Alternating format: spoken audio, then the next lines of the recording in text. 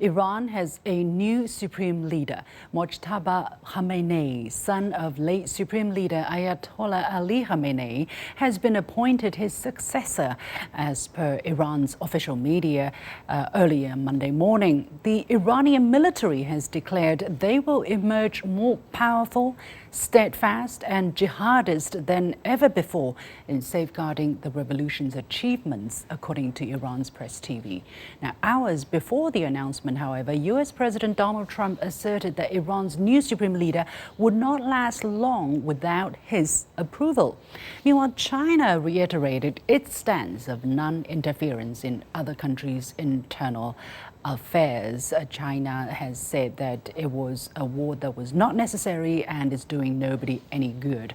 Meanwhile, prices of crude oil have jumped to over $100 per barrel for the first time in 4 years. So, what do we know about the new supreme leader of Iran? What makes President Trump think he has the authority to dictate who leads Iran? And how will the appointment impact the situation on the ground and beyond? I'm pleased to be joined from Shanghai by Zhang Chuchu, Deputy Director of the Center for Middle Eastern Studies at Fudan University.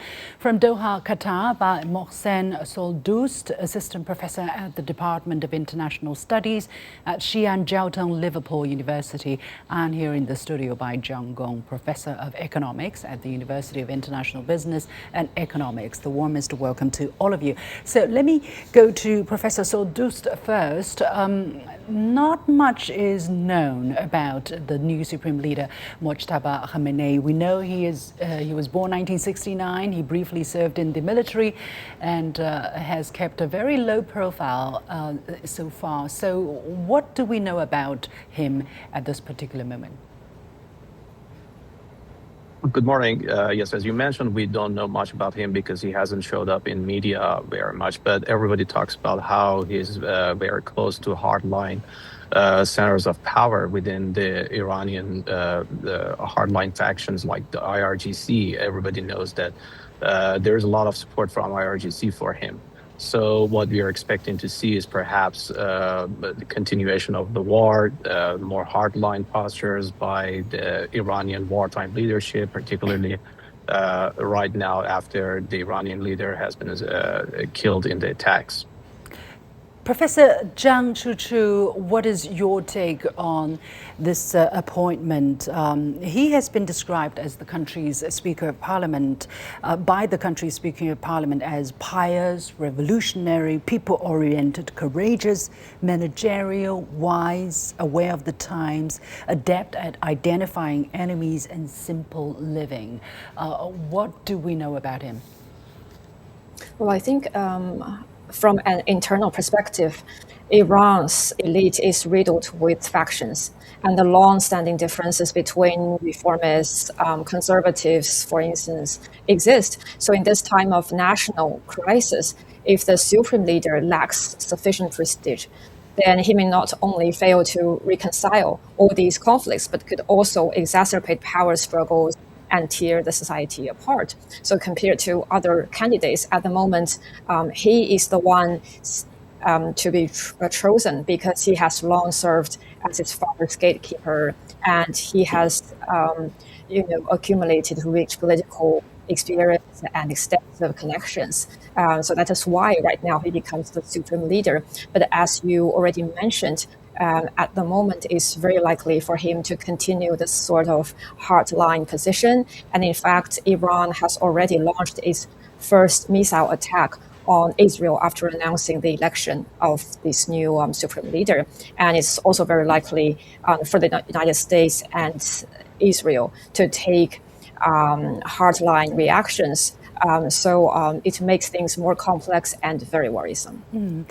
Professor Gong, how do you look at the reaction from the United States? I mean, the White House, as we're speaking now, has not reportedly made any announcement, but a day earlier, President Trump said that if the new Iranian leader doesn't get approval from him, from the White House, this new leader is not going to last very long. And actually last week he said the potential choice of Mojtaba Khamenei is not acceptable. So how is the United States likely to react and in action to the new announcement?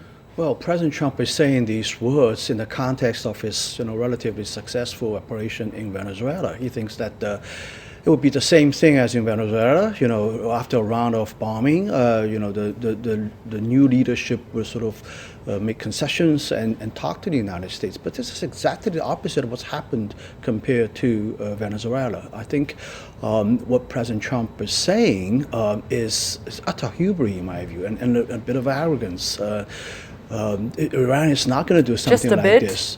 Well, quite a bit, I would say, yeah. So, the Iranian leadership clearly hasn't collapsed as people in Washington was expecting. The fact that a new leader has emerged and been selected or elected shows that the leadership is still there. The system is still working.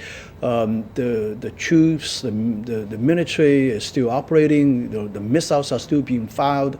Right after his election, there's a round of attack on Israel. So this shows to me that the war is nowhere to ending. United States and Israel will continue to attack Iran, and Iran is going to continue to retaliate. So it's not good for the future, I would say. And it's, as you mentioned, that the oil price is already hit above $100 per barrel. That shows the market is having an expectation that this is going to be a prolonged conflict. And this is not good news for Washington. Professor Sodust, what do you think of the choice of Mojtaba Khamenei in terms of the signal that Iran or Iran's leadership, the system in place in Iran is sending to the world, and the shock wave and the reactions? Do you think there's going to be a new wave of assassination attempts against him? Yes, absolutely. And if I want to answer the question in a better way, I would say that the best way to understand the current war is to say that it's an Israeli-led war that the U.S. has joined. And when Israel actually sets objectives for the war, they usually start with decapitation, they move towards regime paralysis, and they're looking for, or the end game for them is system collapse. They haven't got it yet, but they will push for it. And therefore, now with the new leader in Iran, that could be perhaps turning him into the next target for Israeli operation in Iran. We know that much of the precision strikes in Iran is done by Israeli forces, not by the U.S. What Donald Trump, the U.S. president, said in the beginning of the attacks, he mentioned that he's looking for dismantling Iranian nuclear program. He's looking to remove Iran's ballistic missile arsenals or missile manufacturing sites. He could do that without moving towards suggesting that he's going to appoint the leader in Iran. So he has changed his position, and that shows that he's getting carried away by Israel in lots of what he says. This is not what actually he was looking for in the very beginning of the war. So we can expect the continuation and escalation of the war because President Trump is pretty much getting carried away, and he's following what he doesn't really know in terms of strategic planning. He doesn't have a clear plan. He doesn't have a clear strategy on how he wants to settle the conflict at the moment. Yeah, well, the message I'm reading from this announcement is that Iran is defiant, right? Iran, and actually all three of you have pretty much signaled that Iran is going to be even more hardliner, if not as hardline as the previous leader, because Mojtaba, let's not forget the emotional trauma here. His father, his mother, his wife were killed in the same week as the strikes began. So, Professor Zhang, how do you see the conflict potentially spiraling out of control now that Iran has taken this very resolute, very hardline,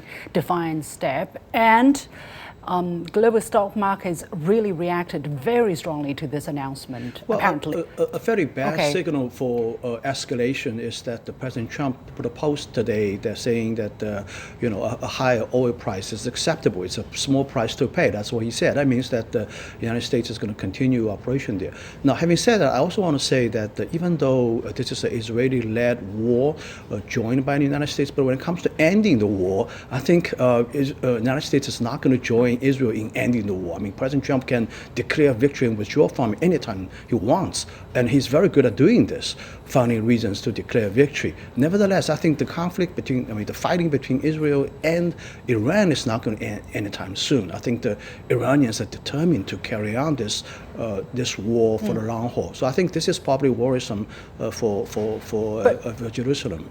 But it certainly dims the prospects that the conflict can be over anytime soon, because clearly we're seeing global markets reacting in a panic to the announcement or to the aftermath of the announcement. Professor Zhang Chuchu, do you share the sentiment that the markets were kind of taken by surprise with the announcement, and just 1 or 2 days earlier, major international airlines were considering coming back to the region, right, reopening the routes in the region. Is that going to add in more uncertainty to the picture? I mean, the announcement. Well, first of all, I think there are already a lot of uncertainties at the moment because, as you have already mentioned, there is the oil price soaring, but it's not just caused by the closure of Hormuz Strait, but also you can see that recently Israel and the United States are trying to attack the oil facilities in Iran, which has already caused a lot of humanitarian crisis there. And I think the purpose here is to disrupt the revenue of the Iranian troops. So that is the purpose, and that is why you see the oil price is soaring at the moment. And on the other hand, right now, I definitely agree that it's very hard for the conflict to come to an end, because on the one hand, Iran is taking a very hardline position to retaliate, but on the other hand, right now, actually, Donald Trump is deciding where this war is going to direct, to which direction. And right now, what he's doing here is just to try to retaliate, to attack more.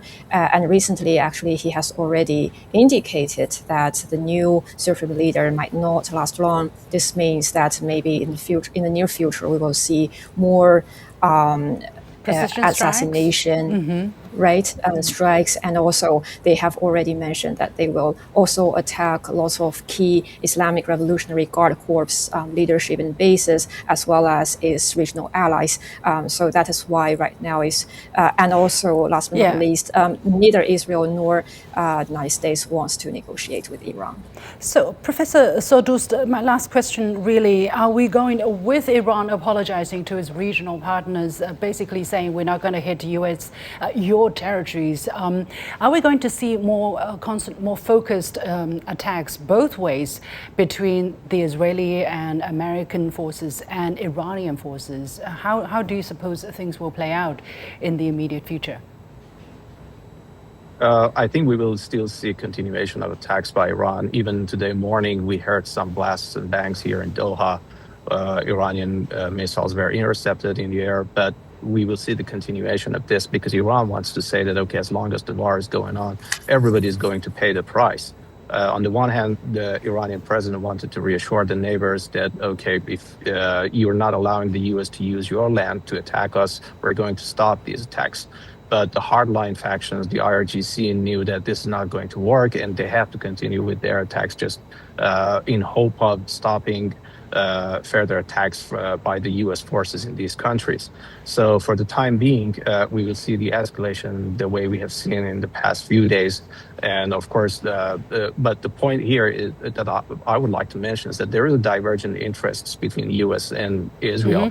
If we have been following the news last night that the U.S. has been telling Israel that you have to be more careful about what you're targeting in Iran, particularly when they targeted the fuel depots in Tehran. U.S. was not happy with that. So U.S. does not want to see oil prices skyrocketing, but this is not what Israel wants. Israel perhaps wants to see, as I mentioned, paralysis of the regime and finally the collapse of the state.